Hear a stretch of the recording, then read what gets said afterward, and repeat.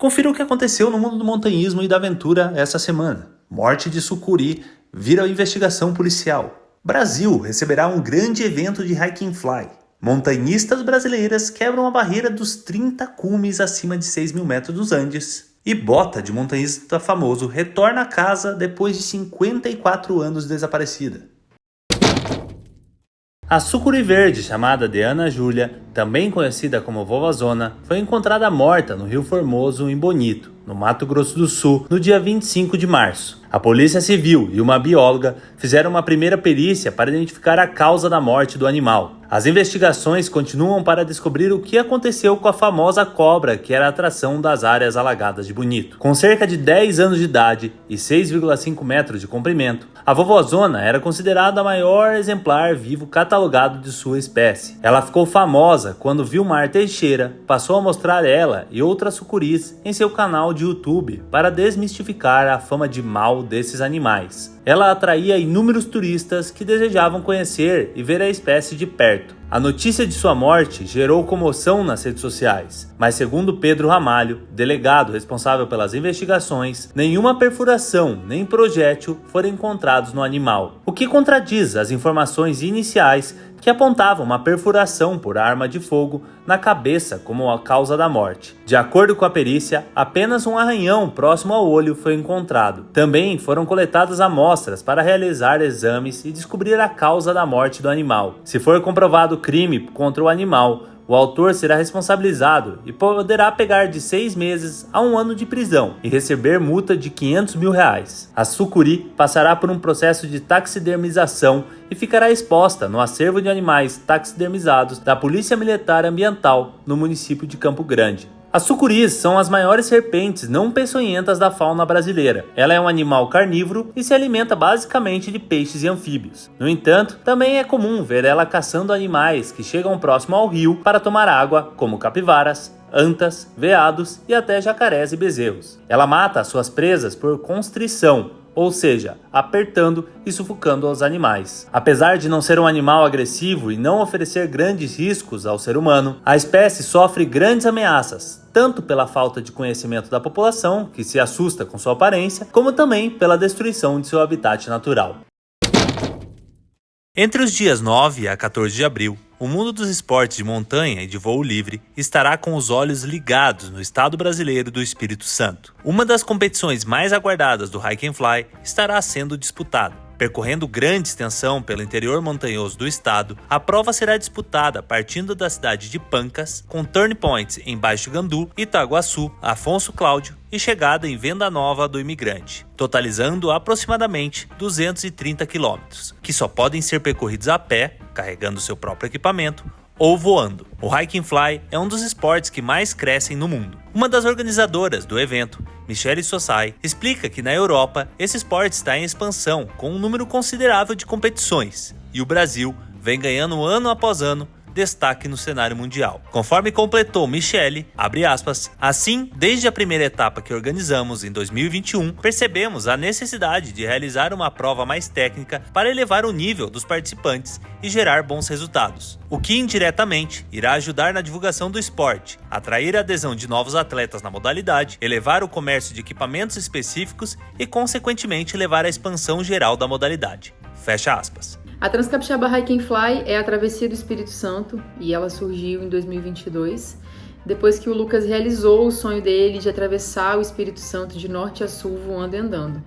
Eu dei suporte de carro e o John e o Chris Boetti foram com eles nessa aventura. Foram 16 dias, quase 700 quilômetros voando e andando. E quando nós chegamos ao final, nós tivemos certeza que essa rota era perfeita para ser transformada numa competição. Desde 2021, eu e o Lucas organizamos competições de Hike and Fly aqui no Espírito Santo, porém no formato de largada e chegada no mesmo local. E desde o início, o nosso principal objetivo era estimular o hábito saudável dos atletas, trazer novos atletas para a modalidade e ver o que nós estamos vendo hoje, que é a evolução do esporte aqui no Brasil. A primeira edição da Transcapixaba ocorreu em 2023, sendo realizada no noroeste do Espírito Santo e passou pelas cidades de Ecoporanga, Vila Pavão, Águia Branca e Pancas. Naquela edição, os atletas desbravaram mais de 200 quilômetros no percurso por ar e por terra. Já na edição 2024, serão aproximadamente 20 atletas que se inscreveram e enfrentarão a nova prova. Segundo Micheli, abre aspas, recebemos 38 inscrições e 18 atletas já confirmaram presença. Teremos nessa competição alguns atletas estrangeiros, como Alex Villa, um colombiano, Ben Hodgson, África do Sul, e o Yushi Maeno, do Japão. Os demais atletas são os brasileiros Bruno Mazei, Christian Boescher, Erickson Souza, Felipe Pereira, Gabriel Jansen, John Botcher, Leandro Montoya, Lucas Porto, Marcos Rodrigo, Matheus Ferraz, Rafael Saladini, Rafael Souto, Raquel Canali, Tami Sweat e Weiner Lua. Fecha aspas. Segundo o Sosai, abre aspas, esse ano o nível técnico dos atletas está muito alto, pois os que estão voltando para esse ano são os que se desenvolveram melhor ano passado. Além disso, novos atletas estão chegando, alguns que possuem habilidades no acro e outros com ampla experiência em corrida de aventura. Fecha aspas. No ano passado, o vencedor foi o atleta Gabi Jansen, que vem acumulando vitórias em competições da modalidade. Gabi, inclusive, vem chamando a atenção dos atletas e organizadores internacionais, tendo participado de uma prova em Dubai, onde decolou do alto de um prédio e sendo convidado a participar do X-Pier, uma das maiores e mais clássicas competições de hiking flying do mundo. Para a competição de 2024, Gabi, que recentemente foi incorporado ao time da fabricante francesa de parapente Ozone Paragliders, mantém o otimismo. Segundo ele, abre aspas, venho treinando muito e realizando um ciclo de treinos que me deixará preparado para performar bem nessa prova. A geografia do Espírito Santo é composta por muitas montanhas e vales, então preciso estar muito bem para os difíceis deslocamentos nas montanhas, pois acredito que teremos muita altimetria na prova. É uma competição que é preciso estar preparado muito bem fisicamente, voar muito bem e, principalmente, ter uma estratégia que permita aproveitar ao máximo a janela de voo e se deslocar pela máxima distância possível durante os dias. Fecha aspas. Michele Sosai também nos contou que a previsão da organização é realizar uma competição ainda mais completa pelo estado. Ela nos conta que em 2022, os atletas Lucas Porto, Chris e John Botcher, com o apoio dela no resgate, realizaram a travessia completa de norte a sul do Espírito Santo, com quase 700 quilômetros. Vendo que era possível transformar essa travessia numa competição de altíssimo nível, decidiram então dividir inicialmente em 3 partes, sendo a segunda essa de 2024, e finalmente, em 2026, unindo as 3 provas já realizadas e definitivamente colocando a Transcapixaba como uma das provas mais completas e difíceis do mundo. Não é raro encontrar montanhistas que também são voadores de parapente. Criado nas montanhas francesas, os paraquedistas, que também praticavam montanhismo, tentaram de alguma forma saltar das montanhas alpinas para encurtar as descidas, mas também baratear os saltos de paraquedas. Na tentativa de construir um paraquedas que planasse mais, facilitando a saída da montanha, surgiu o parapente. Porém, ao longo dos anos, o esporte seguiu vida própria. Vários itens de segurança fizeram o equipamento engordar e ganhar peso, e com isso, afastou-se um pouco do voo de montanha. Porém, alguns montanhistas ainda continuaram a praticar o hike and fly, como é o caso do piloto e montanhista Gil Francisco Piecars. Gil, que por muitos anos manteve na página do UOL uma coluna sobre os esportes. É um dos principais nomes do Brasil nas décadas passadas, tendo decolado de montanhas andinas, como o Illimani e o Huascarán. Voos que até hoje encantam e fazem os mais desbravadores aventureiros tremerem as pernas ao pensarem em decolar de tão altas montanhas. Porém, com o tempo e o avanço da tecnologia, os tecidos ficaram mais leves e o hike and fly voltou a crescer no esporte. Para o professor Márcio Lichnau, da Escola Vento Norte, se tornou comum receber montanhistas que sonham em desfrutar das tão queridas montanhas da Serra do Mar, vistas sobre um ângulo de cima. Cada vez mais nós temos recebido montanhistas que vêm com interesse em se tornarem pilotos de parapente, com a finalidade de agregar a sua aventura na montanha também um voo, né? Nada melhor do que você poder subir a montanha e descer voando. Então a quantidade de adeptos ao esporte tem crescido muito e os montanhistas eles têm uma certa facilidade porque já estão habituados, né, com a montanha, já estão habituados com a natureza. Então colocar o parapente aí nessa aventura só vem a agregar e a somar. O Hike and Fly foi recentemente reconhecido como modalidade esportiva oficial pela FAI, Federação Aeronáutica Internacional, sendo que desde então, aquela organização passou a emitir regulamentos oficiais e ranking internacional, que irá embasar as demais competições espalhadas pelo mundo.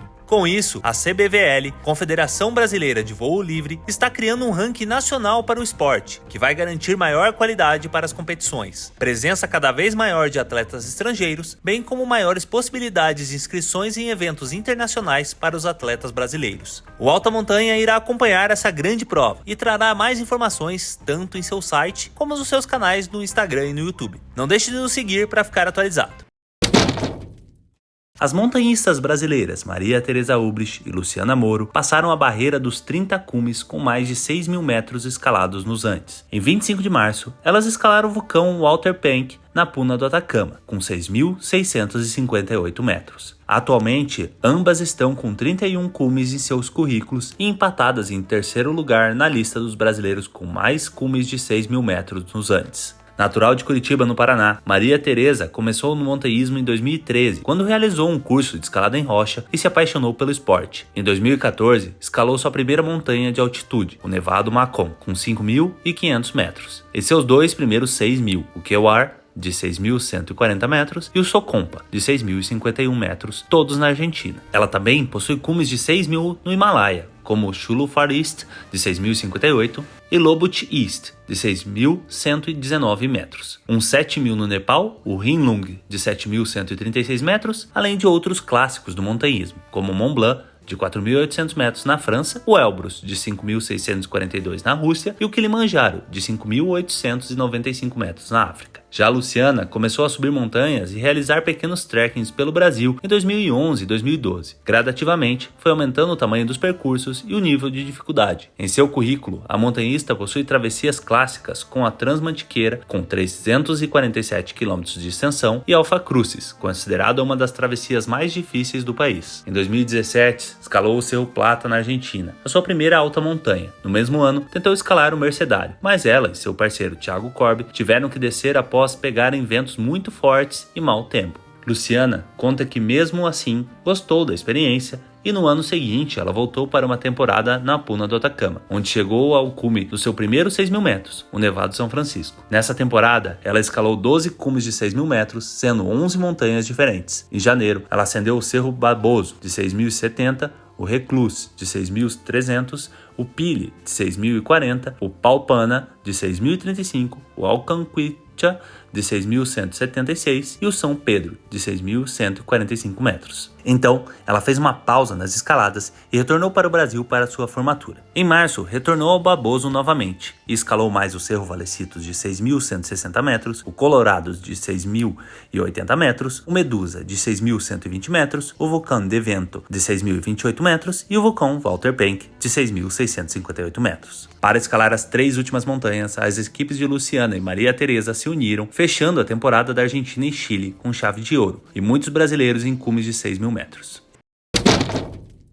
O montanhista Reinhold Messner recebeu o segundo pé da bota que seu irmão Günther Messner usava quando sofreu um terrível acidente no Nanga Parbat, em 1970. Assim, se encerra um dos capítulos mais tristes e emblemáticos do montanhismo mundial. Os irmãos Messner estavam descendo do cume dessa montanha de 8.000 metros, no Paquistão, quando foram surpreendidos por uma avalanche. Os dois já estavam exaustos antes do acidente, pois estavam completando a primeira travessia do Nanga Parbat, na qual haviam subido pela encosta Rupal, atingindo o cume a 8.126 metros e descido pela encosta do Diamir. Reinhold, que seguia mais à frente, sobreviveu ileso e voltou para procurar o irmão. Segundo o relato do próprio montanhista, ele estava muito cansado e ainda assim continuou rastejando pela neve à procura de Günther. Sem sucesso nas buscas, ele seguiu com o que lhe restava de forças até um vale na base da montanha, onde foi encontrado por pastores após 5 dias na montanha. A tragédia perseguiu Reinhold por quase toda a sua vida, pois além de perder seu irmão, ele também foi acusado por outros integrantes da expedição de ter abandonado Günther para morrer na montanha, e até mesmo de ter tentado contra a vida dele.